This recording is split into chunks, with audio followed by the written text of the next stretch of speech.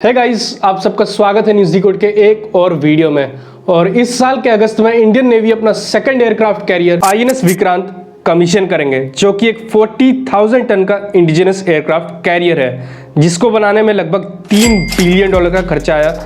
और एक बार में INS विक्रांत 26 एयरक्राफ्ट्स और 10 हेलीकॉप्टर्स कैरी कर सकता है। लेकिन इस एयरक्राफ्ट कैरियर के साथ एक प्रॉब्लम है, और प्रॉब्लम यह है कि एयरक्राफ्ट कैरियर तो हम अगस्त तक इंडक्ट कर लेंगे, लेकिन इसके ऊपर जो एयरक्राफ्ट्स डिप्लॉयड होंगे वो अभी तक हमने डिसाइड नहीं किया है। और अगर एयरक्राफ्ट्स के बारे में बात करें तो दो मेन एयरक्राफ्ट्स के बीच में कंपटीशन है, और वो है फ्रांस का राफेल M और अमेरिका का F-18 सुपर हॉर्नेट। हालांकि इसके अलावा एक थर्ड ऑप्शन भी है, और वो है इंडिया का इंडिजिनस LCA तेजस का नेवल वेरिएंट, जिसको हम इस वीडियो के लास्ट में एनालाइज करेंगे और जानेंगे कि कहाँ फिट बैठता है LCA तेजस इस सारे सिनेरियो में। और अगर बात करें फ्रांस के राफेल M के बारे में, तो ये राफेल एयरक्राफ्ट का एक मरीन वर्जन है, जो कि स्पेशली बनाया गया है French aircraft carrier Charles de Gaulle से ऑपरेट करने के लिए। और जो मेन डिफरेंस है एयरफोर्स और नेवल राफेल में, वो है landing gears, arresting hooks and catapult connecting bar का,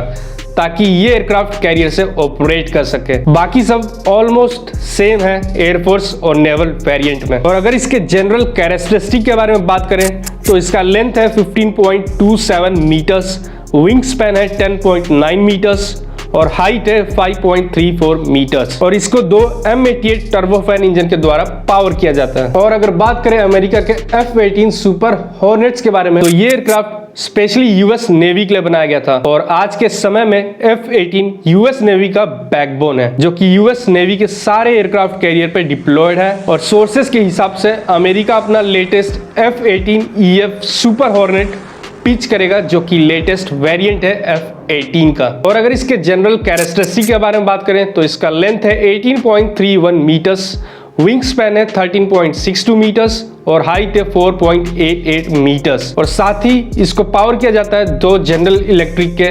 F414 इंजन के द्वारा। और अगर एक हेड टू हेड कंपैरिजन करें between Rafale M and F-18 super hornet, तो हेड टू हेड कंपैरिजन में क्लियर एडवांटेज है राफेल M को ओवर F-18 सुपर हॉर्नेट्स।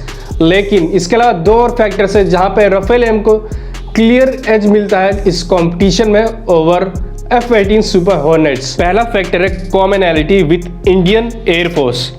तो आप सबको पता है कि इंडियन एयरफोर्स ने 36 राफेल का ऑर्डर दिया था, जिसमें से 35 राफेल्स ऑलरेडी इंडिया को डिलीवर हो चुके हैं। और अगर इंडियन नेवी भी इसको लेती है तो स्पेयर पार्ट्स और लॉजिस्टिक मेंटेन करना काफी आसान हो जाएगा। दूसरा मेन फैक्टर यह है कि राफेल थोड़ा सा स्टेल्थी है compare to F-18 super hornet, और इसके स्टेल्थी होने का रीजन है राफेल का छोटा size and ability to super cruise. और F-18 सुपर क्रूज भी नहीं कर सकता है राफेल की तरह, जो कि अगेन एक सेटबैक है F-18 के लिए। तो क्लियरली राफेल का ज्यादा चांस है कि ये कंपटीशन जीत जाए, लेकिन F-18 में भी कुछ ऐसे फैक्टर्स हैं जो कि इसको एक टफ कॉम्पिटिटर बनाते हैं अगेंस्ट राफेल M। और आज ही बोइंग इंडिया की तरफ से एक लेटेस्ट वीडियो डाला गया जहां पे वो इंडियन नेवी को F-18 सुपर हॉर्नेट पिच कर रहे हैं, and it's classic example of content marketing. So clearly Boeing इस कंपटीशन को लेके काफी ज्यादा सीरियस है। और अगर बात करें उन फैक्टर्स की जो कि